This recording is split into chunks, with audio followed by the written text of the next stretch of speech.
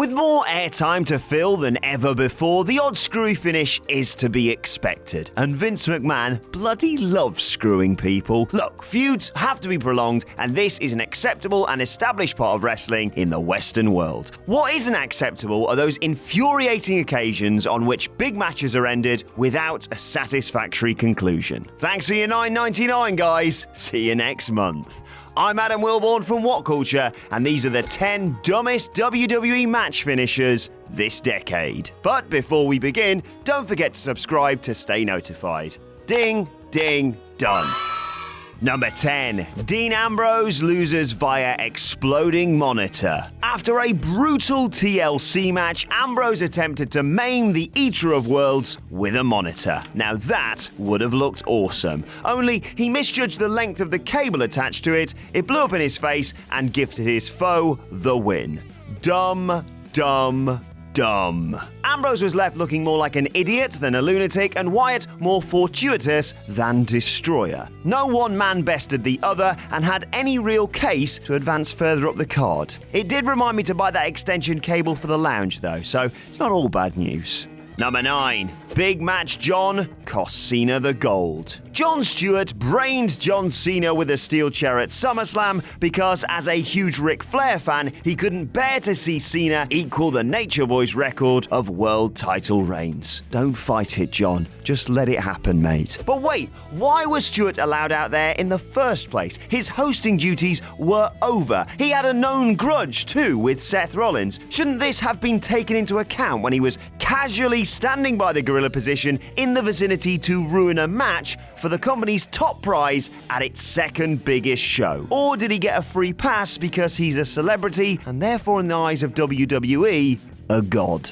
Number 8. John Cena gets a visual win on the Beast before no decision. At SummerSlam 2014, WWE took the unusual but welcome step of feeding its biggest star to the only man capable of pulling off this tattoo, Brock Lesnar. Fast forward a month and WWE completely retconned the bravest decision they'd made in modern memory and re-established the boring status quo. Because who needs change? Prior to Seth Rollins' failed Money in the Bank cash-in, Cena had Lesnar beat in the middle of the ring, backpedaling both men to the positions they were in before SummerSlam. 2 months were entirely wasted. I will never get that time back. Number 7. He's got the whole world in his hands. Having got the better of Wyatt in their steel cage sequel to WrestleMania, not even the other behemoths who made up the rest of the family were a match for the face that runs the place. Just as Cena attempted to escape though, a small child nervously serenaded him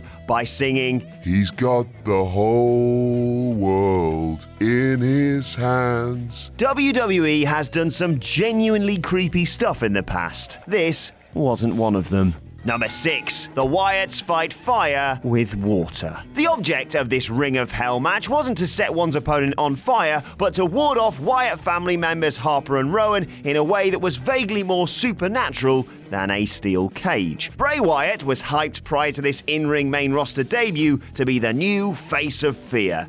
Basically, that means he can do weird shit with the lights. That he resorted in the finish of this match to having his backwoods henchmen douse the ringside flames with something as hilariously mundane as fireproof matting instantly diminished his otherworldly aura. Ooh, practical! Compare that to Kane's debut. Yeah. Number 5. Michael screws Bryan. Instead of crowning Bryan as the undisputed face of the company and mapping out his clear road to WrestleMania, they had him lose after being kicked in the face by his mentor Shawn Michaels. What is exceptionally dumb about this finish is that not only did it not, for the 3rd special event in a row, separate the two men, it also teased a mouth-watering match between Bryan and Michaels at WrestleMania. This match was never going to happen. Michaels is happily retired, so why bother factoring him into the finish, you blue-balling bastards? Everything worked out in the end, of course, and all it took was CM Punk's shocking exit to realign the chessboard. Number 4. inexplicable Big Show turn number 362. Show has turned heel so often that he's barely even a character at this point. He's a human plot device used only to further storylines written for other stars. To the surprise of absolutely nobody in this match, Show delivered a knockout punch to Cena, enabling Johnny Laryngitis to pick up the win. Oh well, at least it ended the match, I suppose. Piss off, people power. Number 3, the Chi-Town Screwjob. Oh good, another reprise of the Montreal Screwjob finish. It should have been bloody obvious as soon as it was announced that Bret Hart would join Natalya in her corner. When it comes to that lot, Vince has some sort of screwjob fetish. Sure enough, referee Charles Robinson called for the bell, despite there being no hint of Natalya submitting to Charlotte's sharpshooter submission maneuver. How original. Number 2. The Authority distracts Big Show with astonishing ease. Big Show's role here should have been to put Orton over the edge as champion, readying him for his date with Batista in New Orleans in the process. Instead, he handily thrashed Orton, throwing him around like an empty tracksuit. Then, the Authority strolled out on the entrance ramp, and Show, despite being part of WWE for nearly 15 years at this point, fell for the distraction. Literally shaking his fist at them like an old man yelling at a cloud, he turned around to predictably eat an RKO and a punt. When will you learn?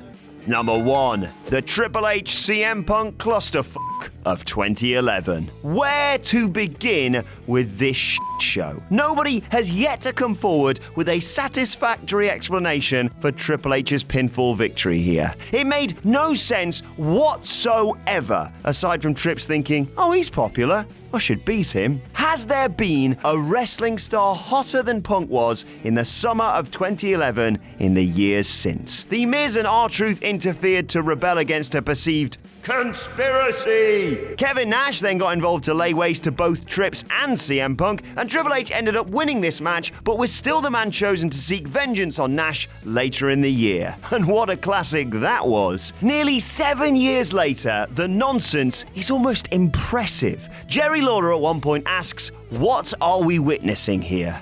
You fucking tell me, mate.